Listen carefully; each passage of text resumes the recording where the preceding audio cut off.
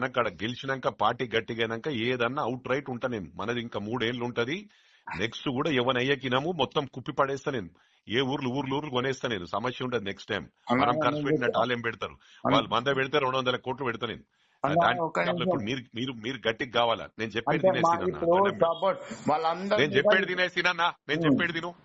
అరే ఏమో మొండి మాటలు మాట్లాడతారు. రాజకీయం ఏం చేస్తాం ఇక మేము ఇట్లా చేస్తే? నాకు ఉన్నది రిపోర్ట్ నేను తీసుకొని చేస్తున్నా కదా. నేను చిన్న పిల్లగాని కాదు కదా.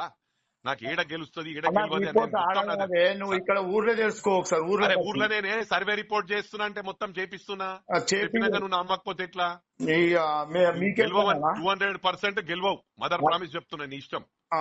చెప్తున్నా వినకపోతే ఎట్లా నువ్వు? అరే అన్ని మొండి మాటలు మాట్లాడితే ఊర్లో తెలుసుకో అంటే మొండి అంత పని చేస్తా.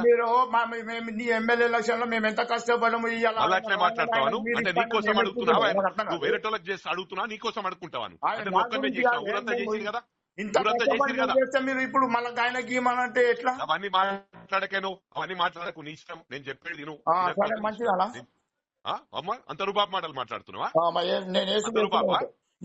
అంత రూపాపు మాటలు అని మెంబరే గెలవలేవు నువ్వు. మళ్ళీ పనికిరాని మాటలు మాట్లాడుతున్నావు. సీతారాం రెడ్డి గెలిచి నాన్న 2 మాటలు ఆయన కూడా గెలవాలి. మెంబర్ గెలవాలి అన్న. ఇక ఉట్టిగా నువ్వు పరికినారు ఆర్గ్యుమెంట్ చేయకు. నువ్వు సర్వే చేసుకోరుతున్నాను. సర్వే చేయించుకోను.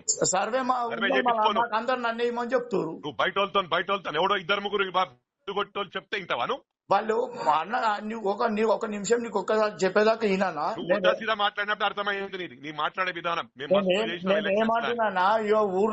ఓట్లు నాకు తెలుసు. ఏమో అన్ని నడుపుతా ఉన్నావు. మెజార్టీ రాలేమో మాట్లాడుతూ ఉన్నావు అని. నేను ఏమంటున్నా వింటాను.